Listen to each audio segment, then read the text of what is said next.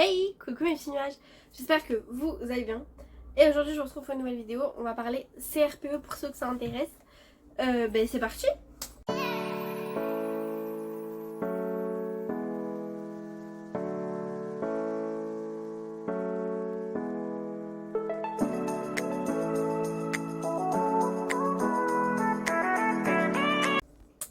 Faut savoir que pour ma part, je passe le CRPE cette année. Je vous cache pas qu'avec la licence, c'est très compliqué, sachez-le. Pourquoi? À la base, c'était pas du tout dans mes projets. Pour ma part, je visais le master et après passer le CRPE.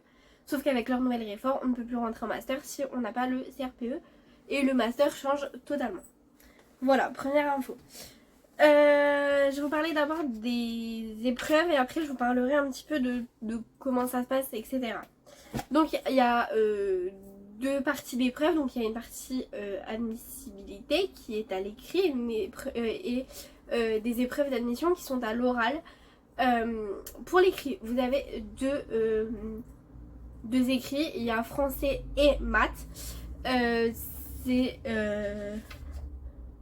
Vous avez... alors attendez, que je reprenne le truc.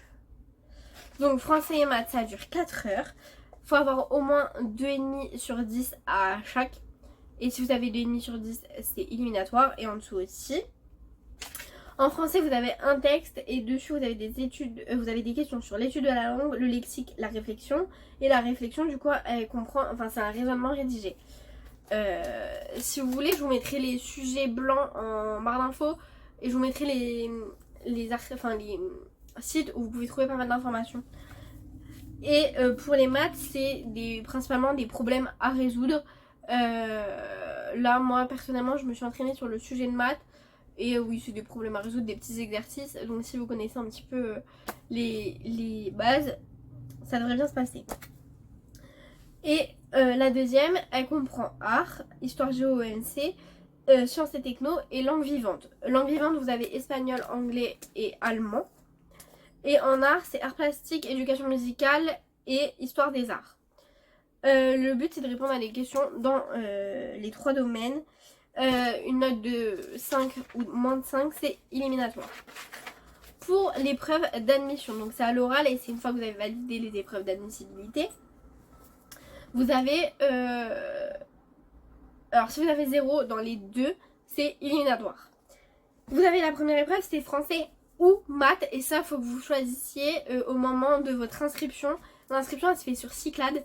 Donc si vous n'avez pas de compte, normalement vous avez un compte si vous avez le bac, vous avez un compte Cyclades, sinon il faut que vous créez un compte. Pour le français ou les maths en fonction de ce que vous aurez choisi, c'est 1 heure de préparation, 20 minutes d'exposé et 40 minutes d'échange avec le jury. Alors ça, j'ai noté ça, donc ça vient pas de moi, ça vient de devenir enseignant. .fr je crois, ou .com, un truc comme ça.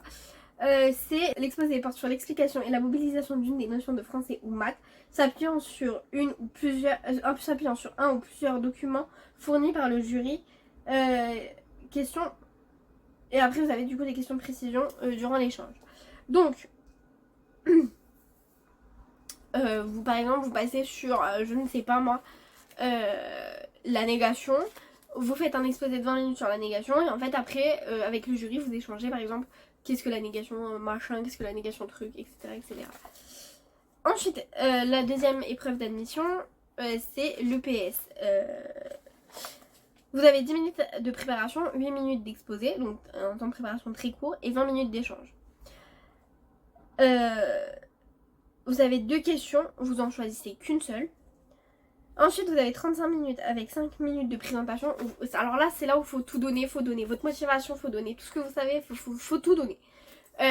C'est un peu, je dirais, un entretien d'embauche, si vous voulez. C'est les 5 minutes là. Ensuite, vous avez 10 minutes d'échange sur vous, l'enseignant que vous voyez être, etc., etc. Et ensuite, vous avez 20 minutes de mise en situation. Voilà. Ensuite, qu'est-ce que je peux vous dire? Faut maîtriser les programmes du cycle 4 en français et maths. Pour l'art, c'est cycle 1, 2, 3. Donc en En cycle 1 c'est plus du sonore, en cycle 2 c'est de l'art plastique, éducation musicale, et en cycle 3 on est sur l'histoire des arts. Et pour la science et techno c'est principalement du cycle 3. En maths c'est principalement résoudre des problèmes complexes, utiliser des outils numériques et proposer des approches pédagogiques variées, et principalement sur nombre et calcul. Et en français on est plus sur de la maîtrise des fondamentaux et capacité d'analyse. Et puis voilà. Si vous avez des questions, n'hésitez pas à les poser. Qu'est-ce que moi je peux vous dire d'autre? Si dans votre fac vous avez EFME et PPM2E, EFME c'est enseignement de formation. Non. Je sais plus. J'essaierai de vous le mettre là si je le retrouve. Mais si vous avez ça, alors moi, nous je sais que c'est du français et des maths. Normalement dans toutes les facs c'est français et maths aussi, ça vous aide pas mal. Je sais que moi les cours de l'année dernière je vais les ressortir puisque ils sont plutôt complets.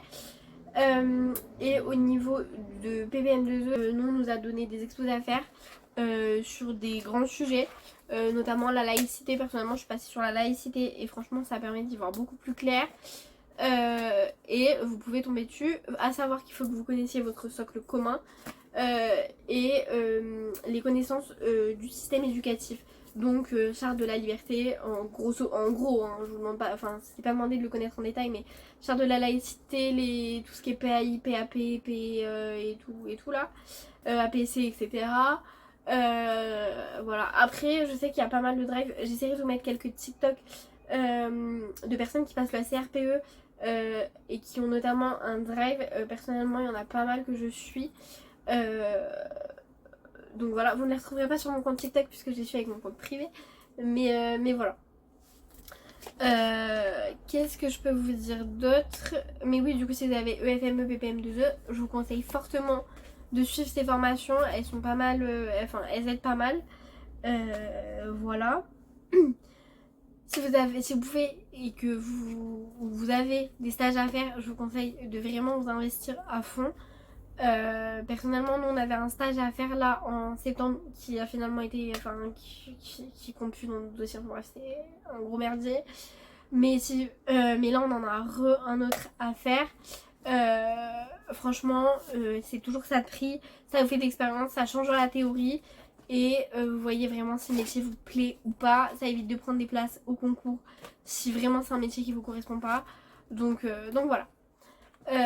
Mais du coup si vous avez des questions n'hésitez pas. Il y a une vidéo sur mon TikTok aussi qui ressemble beaucoup à celle-ci, mais peut-être que pour répondre à vos questions ce sera beaucoup plus simple de vous faire des TikTok où je réponds directement à vos questions via le CRPE.